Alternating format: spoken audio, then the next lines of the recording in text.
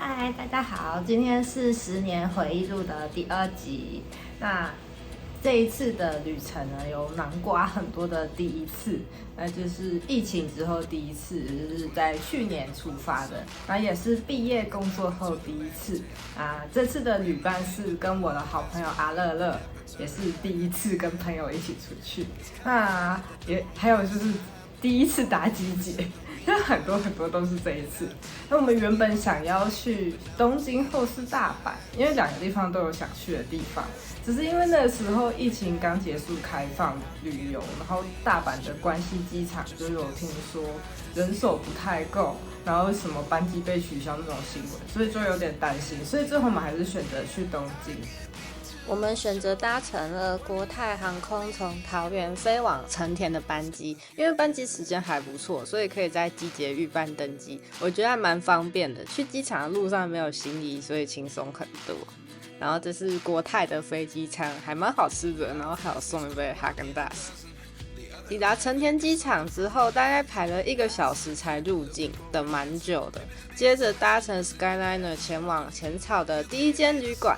旅馆离各线的地铁都有一段距离，大概要走10分钟左右，然后离我们要去的景点呢，其实有点远，导致我们整个旅程中搭车时间还蛮长的，那我觉得有点失策。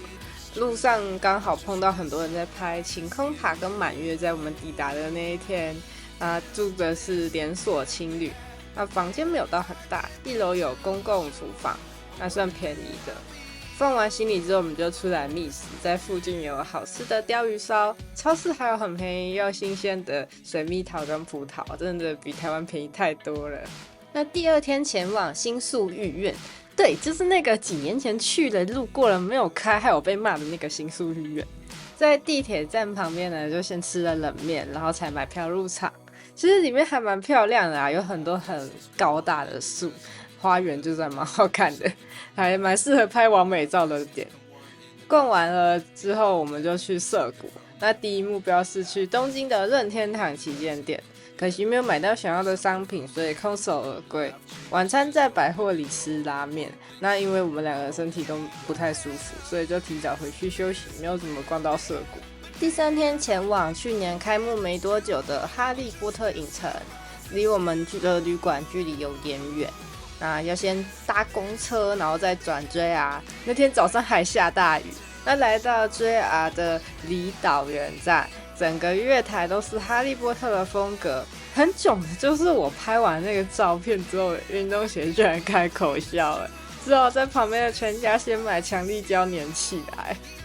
在入场的时候会先检查背包，有一排长得很像安检的，那接着才进入大厅，往旅程入口就可以开始参观，那总长大概是2到3小时。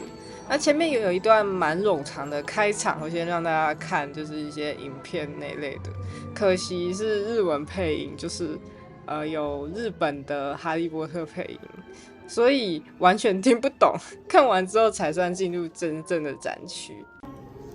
お待たせいたしました。皆さん、心の準備、カメラの準備よろしいですか？いきますよ。3、2、1、ハガーツへようこそ。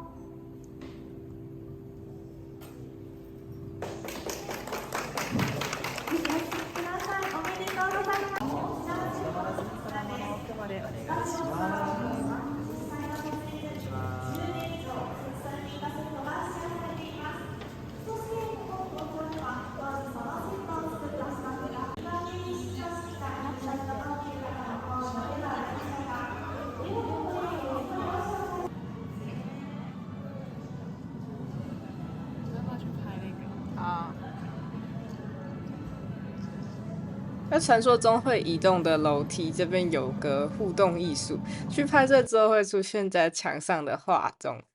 那到了魁地奇专区，这边可以拍一段当比赛观众的影片，考验大家适不适合当灵演。旁边有可以骑扫帚，但我记得好像要加钱，所以我们就没有去拍，而且人还蛮多的。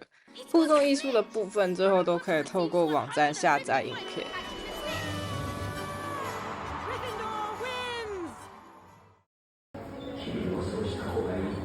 你眼睛都在发光，超好笑。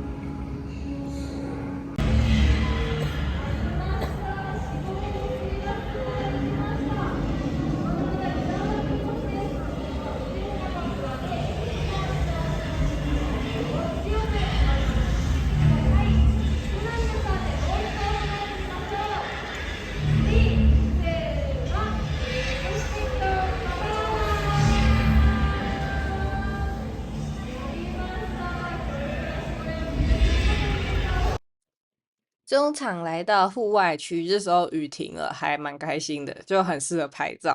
那这边也有餐厅，走得累的，所以就先休息吃饭一下。餐厅的餐点是有点贵，所以简单吃吃，然后喝个奶油啤酒这样。来到9又3/4月台，在这里拍了超多照片，然后跳得很辛苦，可以上火车参观。旁边有一个月台专属的纪念品店，质感很棒。那待会可以给大家看，有些特别商品呢，在这里的纪念品店才买得到，出去外面的大厅纪念品店是没有的哦。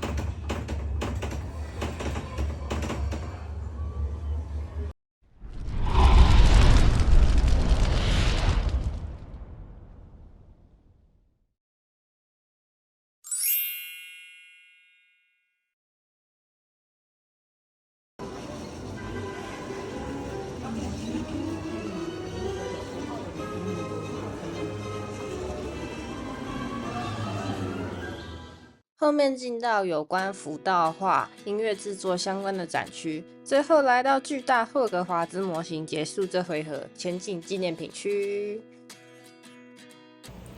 纪念品的部分的话，我有买一个这个9又3/4月台的，它其实是行李吊牌，但是我把它拿来当那个挂员工证的，我觉得还行。那它其实质感很好，它是皮革的。然后还有最后在外面的这个纪念品商店买格莱芬多的围巾，其实我那时候选择障碍，因为本来想要买那个雷文克劳，它是蓝色的，然后看完这些回顾，就会好想去玩霍格华兹的传承，所以我最近就开始在玩了。那看到这里，可能会要比较一下大阪环球影城跟东京哈利波特影城差别在哪里。那环球影城就是一个游乐园，所以它是以玩乐为导向。那就算你不喜欢哈利波特，你还是可以去别的区。但如果是来东京哈利波特影城的话，我觉得要对这个系列有一定程度的热爱，因为像前面它有很多展示区，可能展示那些建筑的模型，然后它的衣服，然后道具、音乐的部分，其实那个展区是蛮长，并不是只有那些拍照的地方。那如果你不够喜欢这些的话，其实会有点无聊。然后其实我有在某些展区，我也是在打哈欠状态，因为一直在走，然后看那些东西，看到后面会有点麻木吧。那我比较喜欢音乐的部分啦，然后还有那些拍照的，大家应该都会很喜欢。所以如果对这系列没有很大的热爱的话，就不会推荐来这个地方。但听说最近又会有那个冬天的圣诞节活动，看起来蛮漂亮的啦，可以去看一下。第4天在浅草周边逛完，就要去换旅馆了。但是天气真的好热，所以我们就跑去吃下午茶。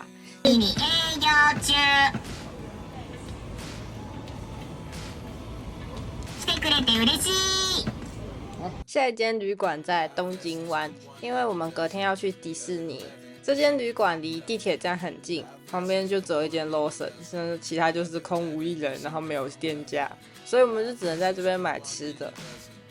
那第5天的主场是东京迪士尼，距离上次来呢也有8年了，很多新的设施、新的周边。那刚好是40周年，所以有很多活动。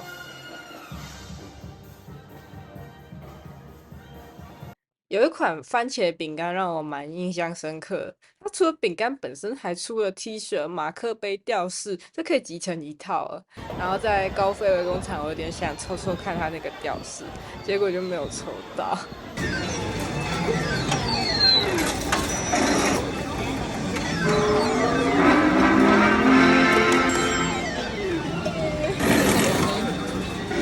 我看到了，是那个米妮的糖果。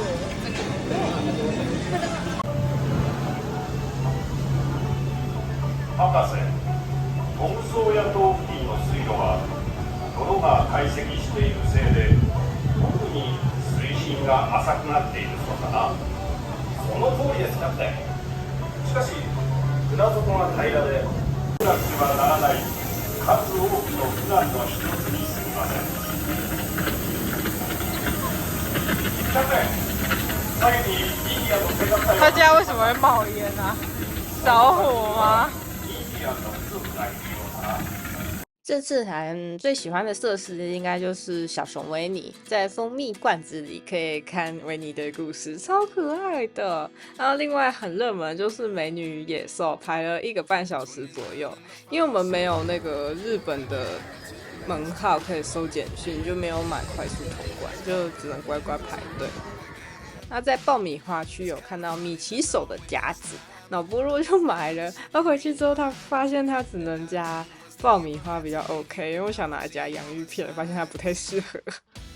最后因为天气不好，所以游行跟烟火都被取消了，然后纪念品买就赶快回旅馆。最后一天前往成田机场，然后在机场吃了生鱼片，那就回家啦，准备起飞。